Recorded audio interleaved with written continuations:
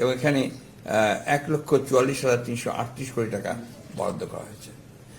এটা আগামী বছর, এরপরে এটা বাড়তে থাকবে এবং একটা সময় আসবে যখন পুরোটাই কাভার করা হবে।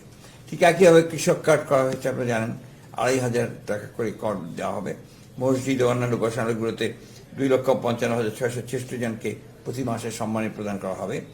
এবং আপনারা জানেন যে সবাই খাল খনন কর্মসূচির মধ্য দিয়ে একটা কৃষিতে সেচের ব্যবস্থা, আপনার পানি সংরক্ষণের ব্যবস্থা, একই সঙ্গে মৎস্য চাষ বা এই ধরনের বিষয়গুলোকে আবার উৎসাহিত করা হয়েছে। সবচেয়ে বড় আমার কাছে যে জিনিসটা বলে যে একটা দেশীয় উৎপাদনের ক্ষেত্রে যারা বিভিন্ন খাতে উৎপাদন করতে যাবেন, বিনিয়োগ করতে যাবেন, তাদেরকে যে প্রণোদনা দেওয়া হয়েছে এটা আগে কখনো দেওয়া হয়নি। এবং সমস্ত কর রেয়াত দেওয়া হয়েছে এবং অন্য সব রকমের সুবিধা প্রদান করা হয়েছে। এবং যেখানে যেগুলো আমাদের দেশে উৎপাদন হয় সেগুলোকে প্রোটেকশন দেওয়ার জন্য বিদেশ থেকে আমদানি করার ব্যাপারে কিন্তু সেখানে কর আরোপ করা হয়েছে, অর্থাৎ প্রোটেকশন পুরোপুরিভাবে দেওয়া হয়েছে। কৃষির ক্ষেত্রেও আপনারা কীভাবে করা হয়েছে এবং আমাদের যেটা ক্রিয়েটিভ যে ইকোনমি যেটাকে বলছে তারা, এটা অত্যন্ত নতুন ধরনের একটা চিন্তাভাবনা। এই স্পোর্টস ইকোনমিতে আপনার বলছে জাতীয় দলের খেলোয়াড়দের মাসিক সম্মানী প্রদান করা হচ্ছে। নতুন 20 স্পোর্টস আয়োজন করা হবে এবং স্কুল খেলাগুলোকে আবার চালু করা হচ্ছে। একই সঙ্গে আপনার 12 থেকে 14 বছরের প্রতিভান ক্রীড়া শিক্ষার্থীদেরকে বৃত্তি প্রদান করা হবে এবং 64 জেলায় 64 স্পোর্টস ভিলেজ প্রতিষ্ঠা করা হবে।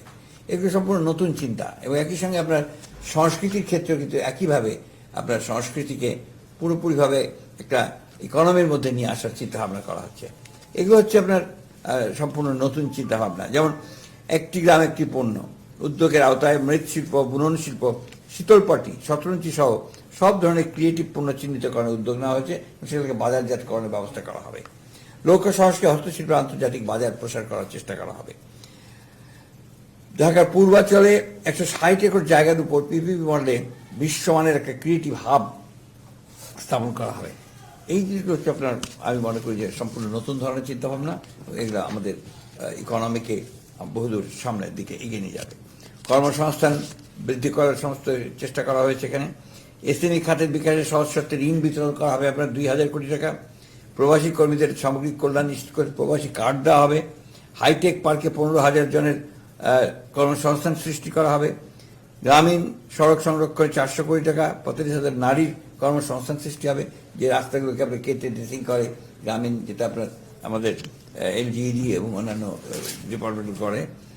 এইভাবে আপনার প্রায় প্রতিটি ক্ষেত্রে দেখবেন এখানে কর্মসংস্থান বৃদ্ধি, উৎপাদন বৃদ্ধি এবং আপনার বিনিয়োগ বৃদ্ধির ব্যাপারটা এখানে প্রধান হয়ে দাঁড়িয়েছে।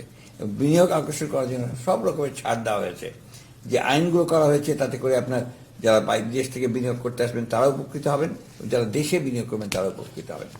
শিক্ষা খাতে এখানে আগে ছিল আপনার জিডিপির 1.39%, সেটাকে বৃদ্ধি করে 2% উন্নীত করা হয়েছে।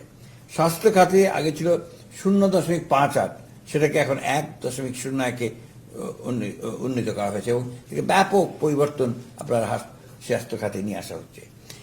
এই বিষয়গুলো কিন্তু অর্থনীতিকে অত্যন্ত দ্রুততার সঙ্গে একে আপনার সচল করবে এবং আমরা আশা করি যে খুব দ্রুত বাংলাদেশের অর্থনীতি আবার ঘুরে দাঁড়াবে। আমাদের প্রধানমন্ত্রী জনাব তারেক রহমান সাহেবের নির্দেশে, তার চিন্তা ভাবনাগুলোর মধ্যে নিয়ে আমাদের অর্থমন্ত্রী আমির খসরু সাহেব অর্থ মন্ত্রণালয়ের সকলের সহযোগিতা নিয়ে বিভিন্ন স্টেক হোল্ডারদের সঙ্গে কথা বলে আমার মনে হয় যে আপনার বাজেটটা করা হয়েছে। এই বাজেটটা মূলত হচ্ছে আপনার উৎপাদন বান্ধব, বিনিয়োগ বান্ধব এবং ব্যবসা বান্ধব।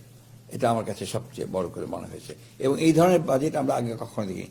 যে ছাড়গুলো দেওয়া হয়েছে, রেয়াত দিয়ে দেওয়া হয়েছে, আপনার এটা আমরা আগে কখনো এত ছাড় ট্যাক্সের মধ্যে আমরা দেখতে পাইনি, যেটা এবার আমরা দেখতে পাচ্ছি। অর্থাৎ দেশীয় আপনার শিল্পগুলোর কে প্রসারের জন্য এই সমস্ত ব্যবস্থা করা হয়েছে।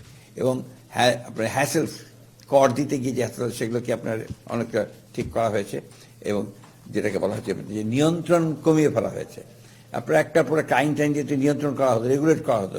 ব্যবসায়ীরা কিন্তু এখানে ব্যবসা করতে স্বচ্ছন্দ্য বোধ করতো না, সেগুলোকে একেবারে তুলে দেওয়া হয়েছে এবং ব্যবসায়ীরা এখন স্বচ্ছন্দে ব্যবসা করতে পারবেন। তারা নিজেরাই কর পেমেন্ট করতে পারবেন, তারা নিজেরাই আপনার তাদের বিভিন্ন যে ইনফরমেশন দিয়ে সেটা করতে পারবেন, রিটার্ন দিতে পারবেন অত্যন্ত সহজভাবে। এগুলি আপনার আমার কাছে এই বাজেটে সবচেয়ে বেশি আপনার হাইলাইট করা হয়েছে। রাজস্ব বৃদ্ধি করার জন্য অনেকে বলবো যে এত দিন রাজস্ব বৃদ্ধি হবে কি করে, কর নীতি ও কর ব্যবস্থা অনেকে পৃথকীকরণ করা হয়েছে, এবং আপনার যে করদাতাদের এটা আপনার আয়তনটা, তার পরিধিটাকে অনেক বৃদ্ধি করা হচ্ছে, যার ফলে এখানে আপনার চালু হবে কাস্টমসের পূর্ণাঙ্গ অটোমেশন হবে, স্বয়ংক্রিয় করার মাধ্যমে উৎসে কর যাচাইয়ের সময় কমিয়ে আনা হবে, জনবান্ধব কর প্রশাসন করার মাধ্যমে করের আওতা বৃদ্ধি করা হবে, রপ্তানির সমন্বয়ে সকল খাতকে কাস্টমস বন্ডের আওতায় শুল্কমুক্ত হবে কাঁচামাল উপকরণ আমদানির সুবিধা প্রদান করা হবে। এই জিনিসগুলো আপনার এই বাজেটের সবচেয়ে মূল জিনিস।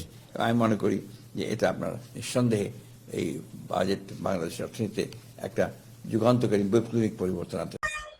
বাংলাদেশের মানুষদের জান, বাংলাদেশের মানুষদের প্রাণ তারেক রহমান।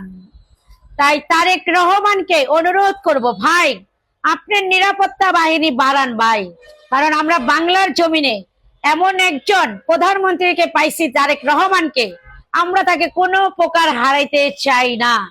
আমরা চাই তার মা মরহুম বেগম খালেদা জিয়ার মতোই রাজত্ব করে যাক বাংলার জমিনে তারেক রহমান, জনগণের খেজমত করে যাক এই তারেক রহমান, বাংলাদেশের মানুষদের নিবেদিত প্রাণ জনাব তারেক রহমান। সেই তারেক রহমানকে কোনো প্রকার আমি শাহিনুর বলবো যে তাকে হারাইতে চাই না তার বাবা শহীদ রাষ্ট্রপতি জিয়াউর রহমানের মতো। আমরা চাই যে যতদিন দীর্ঘ হায়াত দারাজ করবে এই তারেক রহমানকে, সেই পর্যন্ত বাংলার জমিনে আমরা বারবার প্রধানমন্ত্রী হিসাবে তারেক রহমানকে চাই।